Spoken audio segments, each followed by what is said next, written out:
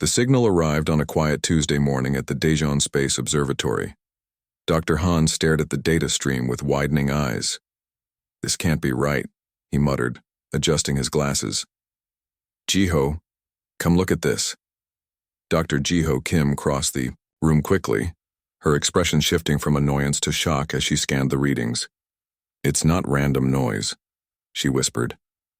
"It's a message." Within hours, every major observatory on Earth confirmed it. Humanity had received its first communication from an advanced civilization. The message was simple but chilling. Danger was coming. Dr. Han didn't sleep for 3 days. He worked with teams across the world to decode more of the message. His wife brought him food, but it sat cold and untouched. The mystery consumed him more than hunger. "We need to respond," Jiho said, placing a cup of coffee beside him. "They might think we didn't get the message." Han nodded. "But what do we say to beings who can send signals across light years?" They crafted a simple reply. "We hear you. We are listening." The answer came faster than anyone expected, not just signals this time, but a ship that appeared at the edge of Earth's solar system. It didn't approach Earth directly but waited, broadcasting a message of peace and urgent need for contact. The world's leaders gathered quickly. Some wanted to prepare weapons. Others suggested hiding, but most agreed. This was the moment humanity had wondered about for centuries. Are we alone? Now they knew. 3 brave people were chosen to meet the visitors. Ambassador Lee, a calm woman known for solving tough problems, Dr. Jiho Kim, who first confirmed the signal, and Captain Park, who led Earth's small space force. The meeting happened on a neutral space station. Humans arrived in their best ship, which looked small and simple next to the alien vessel.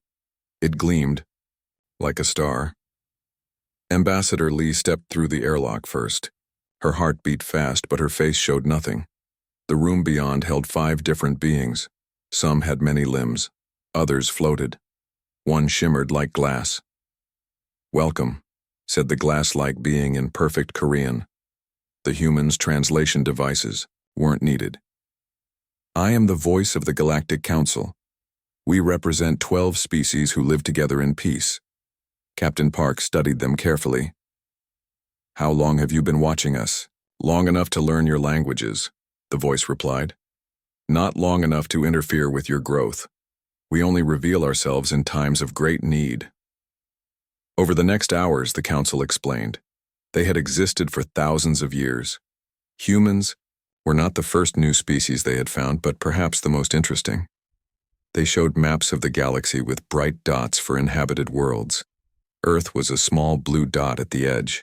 Then they showed something else, a growing darkness, moving through the stars. Worlds it touched went silent. "We call it the void," explained the voice. "It consumes everything, stars, planets, life. It moves slowly but never stops. We calculate it will reach your system in 5 Earth years." Lee asked, "Can it be stopped?" "No," said a being with 6 eyes. "We have tried for centuries. Many brave people died learning this truth." "Most worlds in its path are leaving," added another alien with fur like blue moss. "We offer humanity space on our outer worlds. You may bring your culture, your arts. You will be welcome." The humans looked at each other. Earth held billions of people. How could they all leave? Where would they go? "How many other species have you saved this way?" asked Dr. Kim. 7, said the voice. 5 chose to come with us. 2 did not survive. A heavy silence filled the room. Captain Park broke it. "Has anyone tried to study the void up close, to understand what it is?" The aliens seemed shocked. One made a sound like bells breaking. "Study it?"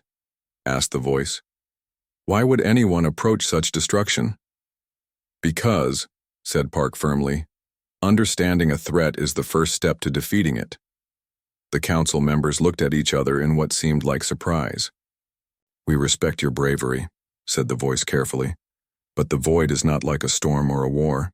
It is the end of everything it touches." Ambassador Lee stepped forward. "We thank you for your warning and your offer. We will tell our people. But before we decide to leave our home, we want to know exactly what we face. Back on Earth, the news spread quickly. People reacted in different ways. Some wanted to leave right away. Others didn't believe the warning. Religious groups saw it as the end times. Scientists demanded more data. In a private meeting room, Captain Park spread out star charts showing the void's path.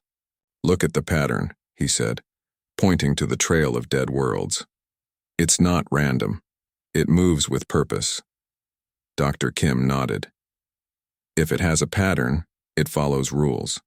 If it follows rules, we can learn them." Ambassador Lee looked out the window, at the busy city below. People walked, talked, and lived, not knowing their world might end. "The council is afraid," she said quietly. "They've been running so long they've forgotten how to stand and fight." "Humans don't give up our home easily," Park replied. "We never have." Lee turned back to them, determination in her eyes. "Then we need to convince the council to help us study this thing. And if they won't help, we'll do it ourselves," finished Kim. The Galactic Council's warning spread fast. Most alien worlds packed their ships and left their homes. They took what they could carry and abandoned the rest. Fear drove them to distant stars, away from the void's path. But on Earth, a different response took shape.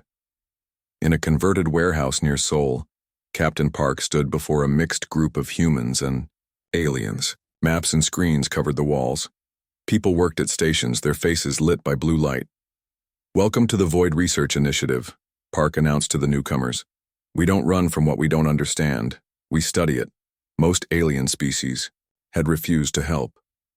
They saw no point in research when escape was the only answer. But one race stood with humans, the Arxians. They looked like tall insects with 4 arms and complex eyes. Their hard shells gleamed green and gold. "Humans think differently," said Tak, the Arxian leader. His voice came through a translator box at his neck. "We find this refreshing." Dr. Tay moved between workstations, checking data. His glasses slipped down his nose as he leaned over screens. As Earth's top space scientist, he had studied black holes and dying stars, but nothing like the void. "Look at these movement patterns," he said, pointing to a star map. Red dots showed where the void had already been. A line predicted where it would go next. "It's not taking the easiest path between stars. It's zigzagging." "Like it's looking for something?" asked a young assistant.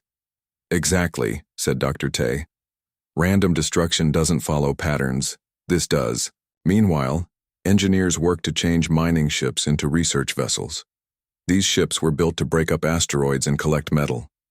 Now they needed new tools to study the void. The KSS Horizon stood ready first.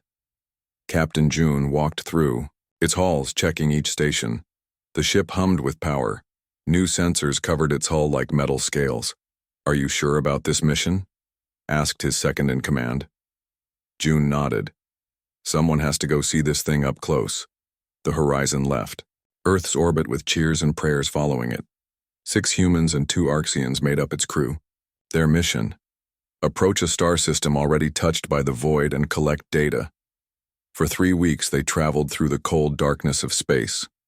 The mood on the ship stayed serious but hopeful. They played games during breaks and shared stories of home. Then they arrived at the edge of the Proxima system. Where a red star and 5 planets once circled, something else now moved. Through the ship's windows, it looked like a dark cloud with tiny lights moving inside it. "It's beautiful," whispered Science Officer Minji, then felt bad for saying it. The sensors on the horizon worked hard, collecting readings. The crew stayed far enough away to be safe, but close enough to learn. "These readings make no sense," Minji said over the ship's communication system. Her voice crackled with static. "The void isn't destroying matter, it's transforming it." Back on Earth, teams worked to understand the data. The Arxians brought special computers that could process information faster than human machines. "The energy patterns suggest a purpose," said Tak, pointing to a chart. "Not random chaos." Captain Park frowned. "But what purpose could destroy whole?" Worlds? They needed more information. A bolder mission was planned. The Horizon would go back, this time to collect actual samples from a planet partly consumed by the void. It's too dangerous, argued some council members who watched the human efforts with concern. It's necessary, replied Captain June simply. The second mission pushed even closer to the void. The ship shook as strange forces pulled at it. Lights flickered. Systems failed and came back online. "We're losing engine control," reported the pilot, her hands steady despite her fear. "Hold position. Just 5 more minutes," ordered Captain June. A small probe had been sent to the surface of a half-consumed planet. It needed time to collect samples and return. The minutes stretched like hours. Warning lights flashed across control panels. Then a chime sounded. The probe was returning. As soon as it docked, the Horizon pulled away at top speed. They returned, to Earth as heroes. The samples were taken to labs with special protection. What they found shocked everyone. "Nanomachines," Dr. Tay announced, showing images on a large screen. Tiny robots, smaller than cells, moved in organized patterns. "They're taking apart matter and rebuilding it," the Galactic Council representatives watched with grim faces. "This confirms our fears," said the voice. "Nothing can stop such thorough destruction." But the humans and Arxians saw something different. They gathered around microscopes and computer models with excitement. "Don't you see?" asked Dr. Tay, pointing to the patterns the nanomachines made. "This is technology. Old and advanced, yes, but still technology. And technology can be understood. And what can be understood," added Captain Park, "can be stopped." In the lab, Minji worked late into the night. The tiny machines followed rules. They communicated with each other. They had patterns. "They're not just destroying," she told Dr. Tay when he brought her coffee. "They're building something. I just don't know what yet." As other species continued their exodus from threatened worlds, humanity dug in deeper. More research ships were prepared, more labs were built. "The Council thinks we're crazy," Captain Park told his team.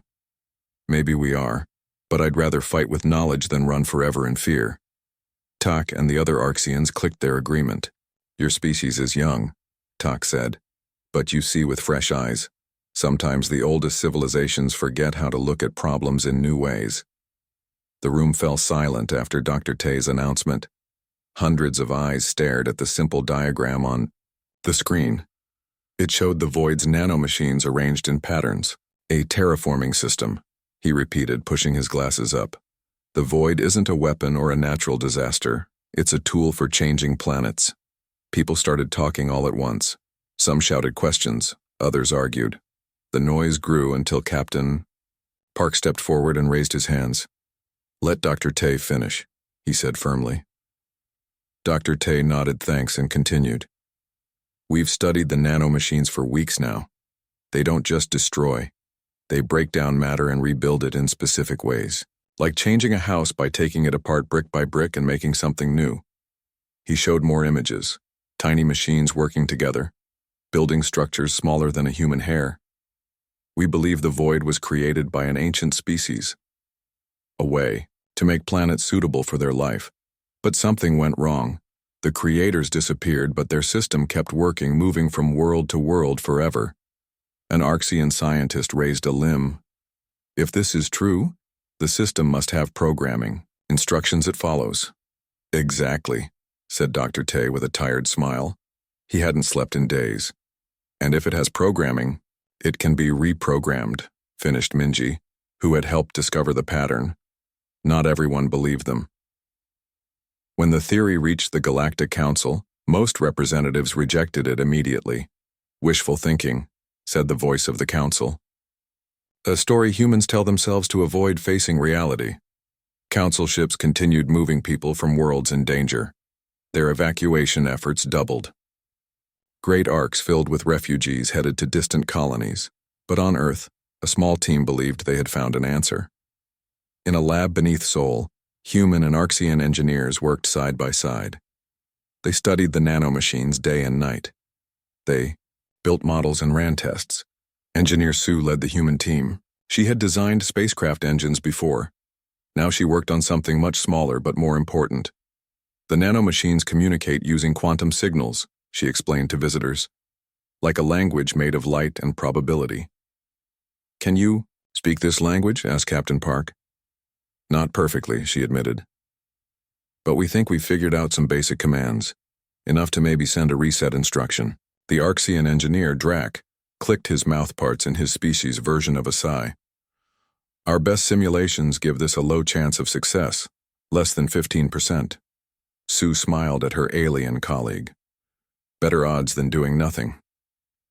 They designed a quantum transmitter that could send the reset signal.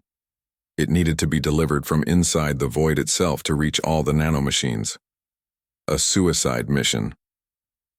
When the plan reached the Galactic Council, they were horrified. This is forbidden, declared the voice. You risk accelerating the void's growth. You endanger the entire galaxy with this reckless experiment. The Council officially banned the mission. They threatened to cut off all help to Earth if humans proceeded. Most alien ships left Earth orbit in protest, but the Arxians stayed. We have worked too hard to give up now, said Tack. Captain Park called a private meeting with Earth's leaders. The Council has forbidden our mission, he said, but they can't stop us. Are you suggesting we go against the Council's direct order? Asked one official. I'm suggesting we save ourselves instead of running, Park replied. The decision was made. A ship called Prometheus was prepared in secret, smaller than the research vessels, built for speed and carrying the quantum transmitter. Commander Yoon was chosen to lead. She picked a crew of 10 volunteers. On the night before launch, Yoon visited her parents. She couldn't tell them her mission. She just hugged them longer than usual.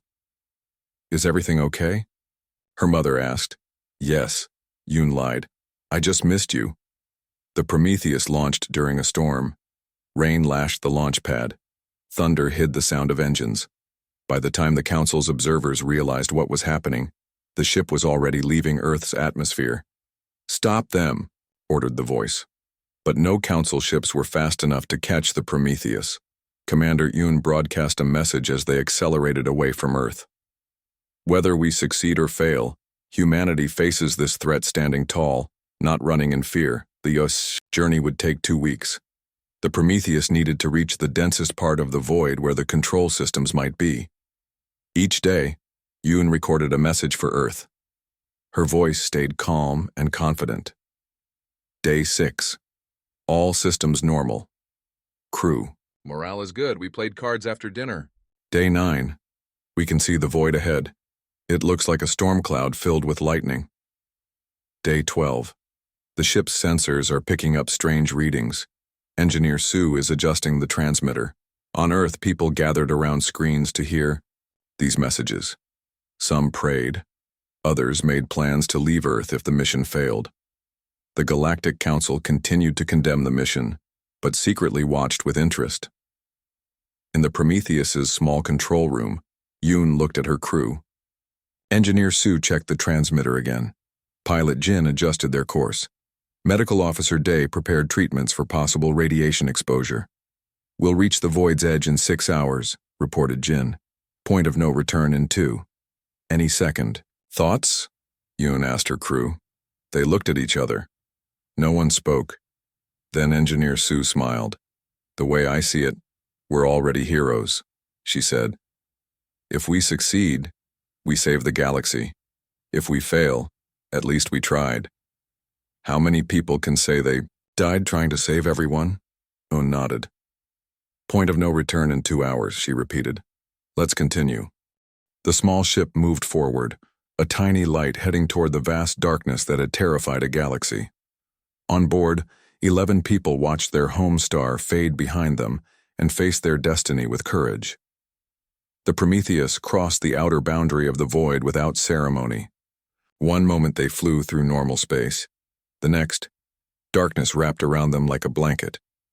Tiny points of light swirled in the blackness, like stars but moving with purpose. We're inside, Commander Yoon said simply. Her voice sounded steady, but her hands gripped the armrests of her chair tightly. At first, nothing seemed wrong. The ship's systems continued working. The crew breathed normally. Navigator Hyun watched her instruments, waiting for something to happen. Then the numbers on her screen began to change. Not slowly or in any pattern she understood. They jumped wildly, showing impossible readings. "Commander?" she called, her voice rising. "Gravitational readings aren't making sense. One moment we're in normal gravity, the next it's 10 times stronger, then almost zero." Hyun's fingers moved quickly over controls that changed under her touch. Displays flickered, showing different information each time they came back on. "It's like the laws of physics are being rewritten around us," she said. Engineer Sue checked the quantum transmitter. The delicate machine was their only hope. Its lights still glowed blue, showing it still worked. But for how long? "We need to go deeper," Yoon decided. "The signal has to reach the control center." The ship pushed forward. Outside the windows, the darkness grew thicker. The tiny lights moved faster, sometimes brushing against the hull with small flashes. Communications with Earth became worse each hour. Their voices reached home broken and strange. "We still moving deeper," was all Earth heard from Yoon's last check-in. Then nothing but static. Inside the ship, systems started to fail. First the long-range sensors, then life support began to struggle. The air grew warmer as cooling systems fought to work. "Auxiliary power only," reported Officer Gill. "Main engines are fluctuating." Yoon faced a hard choice. Turn back now and maybe save the ship and crew, or continue and risk everything. She looked at the faces around her. Everyone knew what was at stake. No one asked to retreat. "Continue on auxiliary power," she ordered.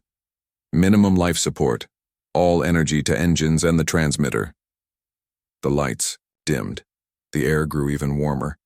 They moved deeper into the void. Then a new alarm sounded. Engineer Sue rushed to a wall panel and pulled it open. Inside, the metal was changing.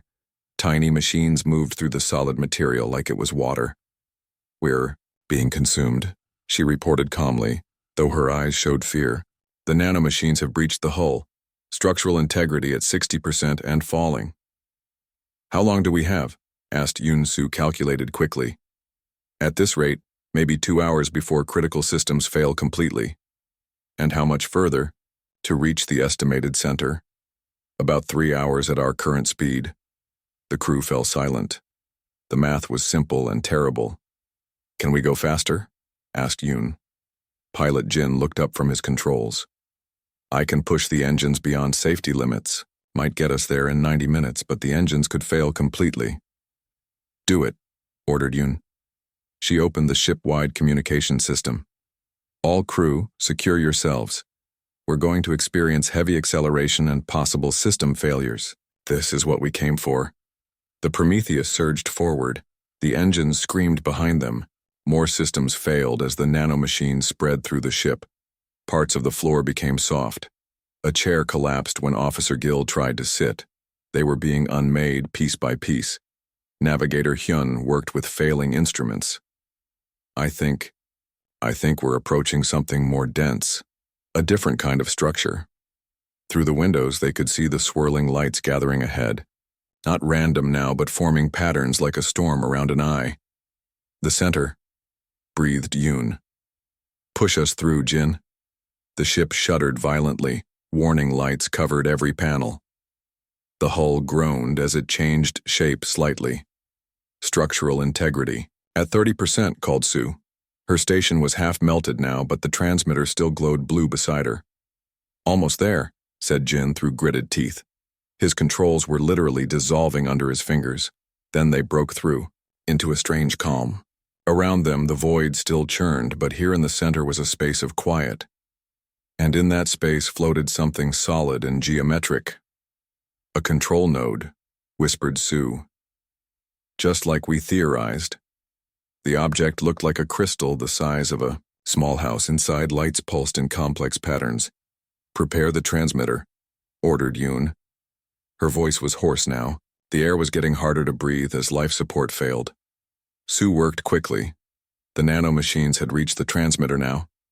Parts of it were changing, being absorbed into the void. "It's now or never," she said. "Once I start the transmission, I don't know if I can stop it." Yoon looked around at her crew. Some were slumped in their seats, struggling to stay conscious in the failing life support. Others watched with feverish eyes, determined to see this through. "Send it," she said. Sue activated the transmitter. It hummed, building power. The quantum signal formed, invisible but powerful. It shot out toward the crystal structure. For a moment, nothing happened. Then the crystal flared with new light. The patterns inside changed, reorganized. The lights in the void around them seemed to pause, then pulse in a new rhythm. "It's working!" shouted Sue. Then the transmitter collapsed, consumed by nanomachines. The ship's power failed completely. Emergency lights cast red shadows on the crew's faces. "Broadcast to Earth," Yoon ordered. "Tell them." But the communication system was gone. They were alone in the darkness, with no way to tell anyone what had happened. Around them, the void started to change. The lights moved in new patterns, faster and more organized. The ship rocked as waves of energy passed through it. "What happens now?" asked Jin quietly. Yoon looked out at the changing darkness. "Now we wait. And hope." For 3 days, silence reigned across the galaxy. No word came from the Prometheus. Earth waited for news. The Galactic Council prepared for disaster, believing humans had only hastened everyone's doom. Then, without warning, the void stopped its advance. Across the galaxy, people watched their screens in shock. The images showed something impossible. The void was pulling back. Where it had been destroying stars and planets for centuries, it now retreated. It moved backward along its path like a tide going out. On Earth, scientists worked day and night to understand what was happening. Telescopes and sensors tracked the void's new movement. Dr. Tay hadn't slept in days, but his eyes were bright, with excitement. "It's not just stopping," he told Captain Park. "It's finishing its work and then moving on." The worlds the void left behind weren't destroyed. They were changed. Planets that once had toxic atmospheres now had air that could be breathed. Dead worlds now showed signs of water and simple plant life. "It really was a terraforming system," whispered Minji, looking at the images. "Just like we thought." But there was still no word from the Prometheus. Most believed the brave crew had died to save everyone else. Memorial services were held. Families mourned. Then, 7 days after the void began to retreat, a ship appeared at the edge of the solar system. At first, people thought it was a council vessel, but as it came closer, they saw it was the Prometheus, or what was left of it. The ship had changed. Parts of its hull had been rebuilt by the void's nanomachines. It glowed softly and moved differently than before. But inside were 11 tired, hungry, but very much alive humans. The Prometheus landed to cheering crowds. Commander Yoon stepped out first. She looked thin and tired, but she smiled and waved. Her crew followed, blinking in Earth sunlight. "How did you survive?" reporters shouted. "The void let us go," Yoon said simply. "After we sent the signal, it recognized us as living beings. It kept our air and water working while it finished its protocols. Then it brought us home." The Galactic Council called an emergency meeting. For the first time in its long history, the meeting was held on Earth. All 12 species sent their highest leaders. The council chamber was set up in an old stadium in Seoul. Commander Yoon stood before them, her crew beside her. She spoke clearly, telling their story. "The void was never meant to destroy," she explained. "It was designed by an ancient race to prepare worlds for their people to live on. When that civilization died out long ago, the system kept working without purpose or end." She showed images taken from inside the void, the crystal control node, the patterns of light, the worlds being transformed. Our signal reset its protocols. It recognized that its original masters were gone. Now it's completing the worlds it was already working on, then shutting down. The danger is over. The council was silent for a long time. Then the voice, the tall, crystalline being who led them, stood. "For 1,000 years we ran from the void. We lost our history, our artifacts, our homeworlds. We never thought to understand it. We only feared it." The voice turned to look at each council member. Humanity has been part of galactic society for less than one of our years, yet they did what we could not. They stood firm. They sought understanding instead of escape. The voice approached Commander Yoon. In its hands was a small object that glowed with inner light. This is the Star of Courage. In 10,000 years it has been given only 7 times. Today we give it to you and your crew. You have saved not just your world, but all worlds. Yoon accepted the honor with a small bow. We didn't act alone. The Arxians stood with us when others wouldn't, and we built on the knowledge gathered by the Council over centuries. The voice nodded. True wisdom acknowledges all sources. In the days that followed, a new age began. The Council established its new headquarters on Earth. Research teams from all species worked together to study the transformed planets. Captain Park led the first mission to explore these new worlds. The ship Galaxy Hope carried scientists from all 12 Council species plus humans. They found planets with new oceans, simple plants, and rich soil, perfect for colonization. It's like the ancient race left us a gift, Park said as he looked out over a new world's blue ocean. Once we stopped being afraid and started understanding. Arxian engineers worked with human scientists to adapt the nanomachine technology for peaceful uses. They learned to heal damaged ecosystems and clean polluted worlds. Commander Yoon didn't join these new missions. After her journey into the void, she wanted quiet time on Earth. She bought a small house by the sea and started writing a book about her experience. One evening, as she sat watching the sunset, a young girl approached her on the beach. "Are you the commander who saved everyone?" the girl asked. Yoon smiled. "I was part of a team that helped solve a problem." "Were you scared?" "Yes," Yoon admitted, "very scared. But sometimes you have to face what scares you to understand it." The girl thought about this, then nodded seriously. "My mom says humans are the bravest species. That's why the Council listens to us now." Yoon looked out at the ocean. "I don't know if we're the bravest, but we are curious. We want to understand things, not just run from them. And sometimes understanding is the bravest thing you can do." As stars appeared in the sky above them, Yoon pointed out the lights of distant ships, Council vessels, human explorers, and Arxian researchers all working together to map new worlds and possibilities.